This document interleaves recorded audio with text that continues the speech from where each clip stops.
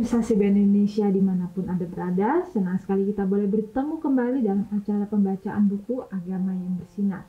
Pada saat ini kita sudah memasuki halaman yang ke-128 yang berjudul Upah Penderitaan Adalah Kebenaran. Dan saya undang pemirsa di rumah untuk kita boleh sama-sama membuka Alkitab kita di dalam Ibrani 12 ayat 11. Memang tiap-tiap ganjaran pada waktu ia diberikan tidak mendatangkan sukacita, tetapi duka cita. Tetapi kemudian ia menghasilkan buah kebenaran yang memberikan damai kepada mereka yang dilatih olehnya. Dan kita masuk dalam pokok pembacaannya. Pencobaan yang dialami orang Kristen dalam kesedihan, kesengsaraan, dan celaan adalah cara yang ditetapkan Tuhan untuk memisahkan sekam dari gandum. Kesombongan, keegoisan, nafsu jahat, dan cinta kesenangan duniawi kita, semuanya harus diatasi.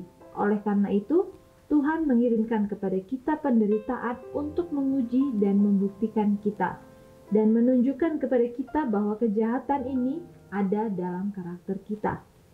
Kita harus mengatasi melalui kekuatan dan kasih karunia-Nya, agar kita dapat mengambil bagian dalam kodrat ilahi, setelah lolos dari kerusakan yang ada di dunia karena nafsu. Jadi, bagaimana di sini begitu indah firman Tuhan memberitahukan kepada kita bahwa setiap pencobaan yang dialami oleh orang Kristen itu seringkali Tuhan izinkan, bukan untuk membuat kepada kita itu sebuah duka cita, tetapi justru dengan hal tersebut kita akhirnya semakin sadar bahwa tabiat dari diri kita ini sangat tidak sempurna, dan dari situlah dikatakan bahwa kesombongan, keegoisan, dan nafsu jahat, terutama cinta akan kesenangan duniawi yang mungkin saat ini kita belum sadari, tetapi dengan adanya ujian, disitulah kita akhirnya bisa menyadari, kalau kita mau menyadari. Tetapi seringkali dalam ujian-ujian yang Tuhan izinkan untuk terjadi dalam kehidupan kita, kita justru marah kepada Tuhan, karena hal tersebut pasti akan mengikis kedagingan kita, dan tentu saja itu bukanlah sesuatu hal yang mengenakan untuk diri kita. Tetapi kita tahu bahwa hal tersebut adalah sangat sulit untuk kita lakukan.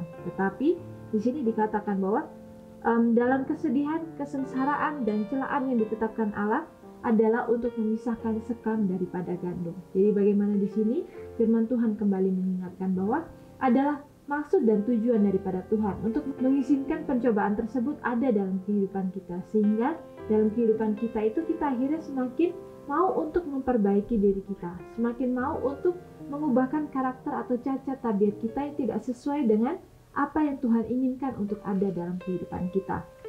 Lalu juga di sini dikatakan bahwa setiap kesombongan, keegoisan, nafsu jahat, terutama cinta akan dunia itu dikatakan harus diatasi. Jadi bagaimana di situ dikatakan penderitaan-penderitaan itu adalah menguji dan membuktikan dan menunjukkan kepada kita bahwa ini adalah kecacat tabiatan kita, dan kita harus mengatasi kesalahan ini atau kejahatan ini bukan dengan kekuatan kita sendiri, tetapi kita harus mencari kekuatan itu daripada kasih karunia Tuhan sendiri. Lalu di sini juga dikatakan bahwa agar kita dapat mengambil bagian dalam kodrat ilahi setelah lolos dari kerusakan yang ada di dunia karena nafsu. Jadi bagaimana kita tahu bahwa Tuhan itu adalah Tuhan yang sempurna. Ia tidak mempunyai cacat dan tabiat, dan ia juga sudah pernah menjadi manusia yang seutuhnya. Ia tahu bagaimana sulitnya untuk menjadi manusia yang seutuhnya, sehingga melalui hal tersebut kita bisa mengambil contoh dari kehidupan Yesus. Bagaimana Yesus itu tidak pernah mengandalkan dirinya sendiri, bagaimana ia selalu meminta bantuan daripada Bapanya. Ia bergantung daripada Bapanya. Sehingga dalam setiap hal, meskipun kita tahu bahwa ia 100% manusia dan ia 100% Tuhan, tetapi ia tidak pernah mengandalkan kekuatannya sendiri. Ia selalu menyampaikan setiap pencobaan itu dengan ada tertulis dalam firman Tuhan. Dan ini juga boleh menjadikan pelajaran bagi kita bahwa dalam setiap ujian atau setiap pencobaan yang Tuhan izinkan, kita harus kembali kepada firman Tuhan. Karena dalam firman Tuhan kita akan menemukan kelegaan. Sama seperti Yesus sudah mengatakan, kita diminta untuk memberikan kuk kita kepadanya, segala beban kita kepadanya, dan ia akan memberikan keringanan kepada kita. Begitu pula lah dengan setiap penderitaan yang kita alami. Di saat Tuhan mengizinkan, Tuhan pasti akan memberikan kelegaan. Dan di samping itu, kita juga harus mau untuk memperbaiki diri kita dari segala cacat tabiat yang ada dalam kehidupan kita. Lalu di sini juga dikatakan bahwa ketika Tuhan sudah menunjukkan karakter-karakter yang jahat dalam kehidupan kita, kita tidak bisa untuk menganggap hal itu adalah hal yang remeh atau hal yang sepele. Tetapi ketika kita tahu hal tersebut ada dalam kehidupan kita, adalah sebaiknya kita langsung berusaha untuk memperbaiki diri kita. Kita tidak bisa meminta Tuhan untuk mengubahkan hati kita ketika kita tidak mau untuk merubahnya juga. Kita tidak mau untuk diubahkan oleh Tuhan.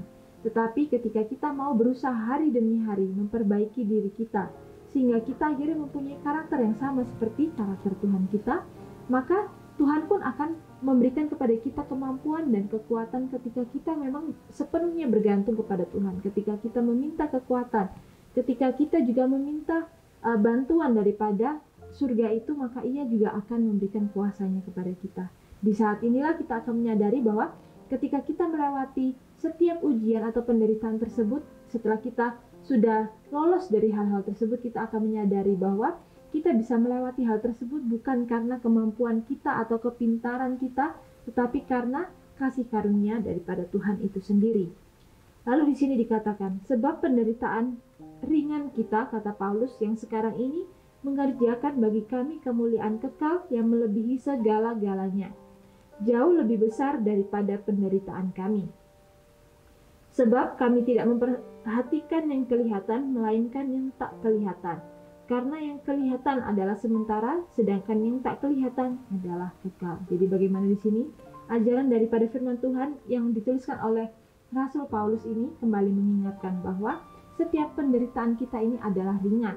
Karena itu adalah mengerjakan bagi kemuliaan yang kekal. Jadi di sini kita diminta atau diajarkan supaya kita tidak terfokus kepada setiap penderitaan-penderitaan itu, tetapi kita terfokus kepada hal-hal yang tidak terlihat, yang akhirnya akan kita dapatkan ketika kita mau mengerjakan penderitaan-penderitaan itu atau menjalani penderitaan-penderitaan itu yang akhirnya mengubahkan tabiat kita, sehingga kita akhirnya mempunyai karakter yang suci seperti yang Yesus inginkan. Sama seperti yang surga juga inginkan, karena kita tahu bahwa di surga itu tidak ada sesuatu yang cacat atau sesuatu yang tidak baik, tetapi di sana semuanya adalah sempurna. Dan ketika kita ingin untuk sampai ke sana, kita harus melewati proses yang begitu panjang dalam kehidupan kita. Kita diminta untuk menjadi orang-orang yang bisa berdiri pada akhirnya nanti. Kita tahu, apalagi kita yang hidup di akhir zaman, kita tahu kita hidup di masa penghakiman.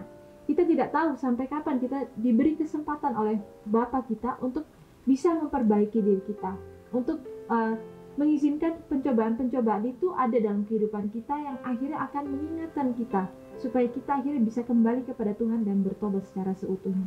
Tetapi baiklah melalui setiap hal yang terjadi dalam kehidupan kita, kita selalu memandang kepada yang tak kelihatan, seperti yang Rasul Paulus katakan di sini.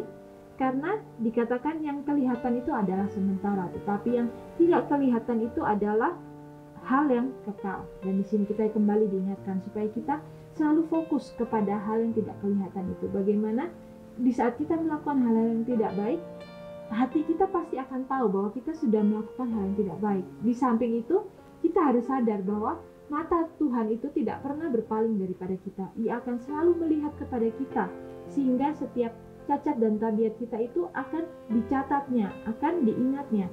Tetapi ketika kita mau datang kepada kakinya, kita mau bertobat dan memperbaiki setiap kehidupan kita yang tidak sesuai dengan kehendaknya, maka ia pun akan memberikan jalannya atau memberikan pintu-pintu kasihan, sehingga dengan hal tersebut kita akan mampu untuk melewati hal-hal yang menguji kehidupan kita. Penderitaan, salib, pencobaan, kesengsaraan, dan berbagai pencobaan kita adalah alat Tuhan untuk memurnikan kita, menguduskan kita, dan menyesuaikan kita untuk perbendaharaan surgawi. Jadi di sini juga dikatakan bahwa penderitaan, salib, pencobaan, dan kesengsaraan itu adalah alat-alat Tuhan. Jadi bagaimana kita harus sadari bahwa ketika itu adalah alat-alat Tuhan, tidak seharusnya kita marah kepada Tuhan, karena alat-alat tersebut digunakan untuk menguji kehidupan kita. Tetapi di sini kita harus sadar bahwa Tuhan bermaksud dengan adanya alat-alat tersebut kita akhirnya mau untuk memurnikan karakter kita. Dan di sini juga dikatakan menguduskan kita dan menyesuaikan kita untuk perbendaharaan surgawi. Jadi bagaimana?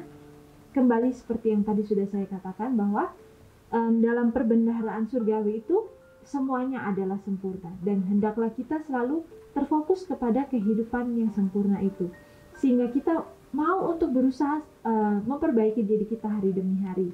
Dan di sini juga dikatakan bahwa Juru Selamat yang mulia akan mengirimkan pertolongan bila mana kita memerlukannya. Jalan menuju ke surga dikuduskan oleh jejak-jejak kakinya. Setiap duri yang melukai kaki kita telah melukai kakinya.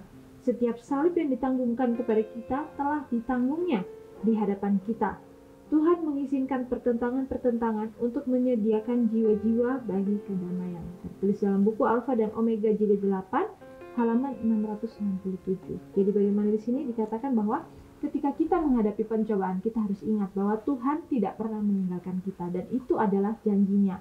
Ketika kita mengalami masa yang sangat sulit dalam kehidupan kita, ketika kita merasakan kesesakan atas setiap ujian atau pencobaan yang mungkin terjadi dalam kehidupan kita yang Tuhan izinkan sebagai alat untuk memurnikan kita itu, dikatakan bahwa Tuhan itu tidak pernah meninggalkan kita, dan Ia akan memberikan pertolongan ketika kita memerlukannya.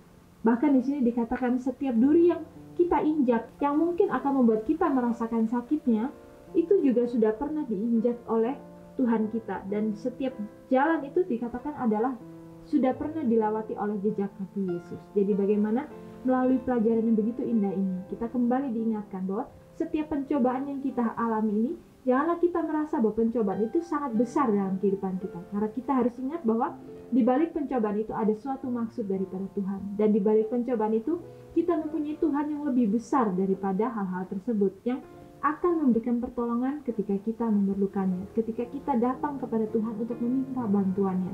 Jadi bagaimana di sini kita diingatkan kembali supaya kita tidak mencondongkan mata kita kepada perkara-perkara yang bisa membuat kita semakin hari semakin jauh daripada Tuhan. Hendaklah setiap tabiat-tabiat kita yang tidak sesuai dengan karakter Tuhan, hendaklah kita tilik dalam hati kita masing-masing, dalam pikiran kita masing-masing. Adakah hal-hal yang tidak sesuai dengan apa yang Tuhan inginkan untuk kita lakukan dalam kehidupan kita? Ketika kita sudah menyadari hal tersebut, hendaklah kita sebisa mungkin, secepat mungkin kita bisa untuk mengubahnya. Jadi bagaimana kita jangan menunda-nunda, karena kita tidak tahu sampai kapan waktu yang Tuhan izinkan untuk kita punyai saat kita berada di dunia ini. Tetapi di saat Tuhan masih memberikan kepada kita berkat-Nya untuk kita nikmati, ketika kita bangun pagi kita merasakan berkat dan kasih Tuhan, dan kita bangun pagi itu kita bisa meminta kepada Tuhan petunjuknya supaya kita ditunjukkan segala cacat dan tabiat kita pada hari itu, dan apa saja yang harus kita ubahkan pada hari itu, sehingga kita mau untuk melakukan perbaikan itu hari demi hari, sehingga perubahan yang kita miliki itu bukanlah perubahan yang instan, tetapi perubahan yang memang selalu ada prosesnya. Sama seperti setiap olahragawan yang ingin untuk bertanding, tentu saja mereka tidak akan mendapatkan hasil yang terbaik dari olahraga tersebut ketika mereka tidak melakukan sebuah persiapan. Tetapi sama seperti olahragawan itu, kita harus mempunyai persiapan yang matang. Kita harus mau untuk hari demi hari berjalan dengan Kristus itu dan memperbaiki diri kita. Dan biarlah firman yang begitu singkat ini boleh mengingatkan kembali kepada kita, sehingga kita pun akhirnya semakin sadar akan setiap pencobaan-pencobaan yang Tuhan berikan itu hanyalah sebuah alat. Jadi janganlah kita terfokus kepada pencobaan-pencobaan tersebut, tetapi kita terfokus kepada Bapa kita yang di surga yang sudah menjalani hal-hal tersebut ketika Ia berada di dunia ini. Jadi hal yang kita jalani ini janganlah kita perbesar atau kita rasa itu sangat besar, tetapi kita harus merasa bahwa kita mempunyai Tuhan yang lebih besar. Dan sampai di sini acara pembacaan kita pada saat ini. Sampai bertemu kembali dalam acara pembacaan-pembacaan yang selanjutnya. Shalom, Tuhan memberkati.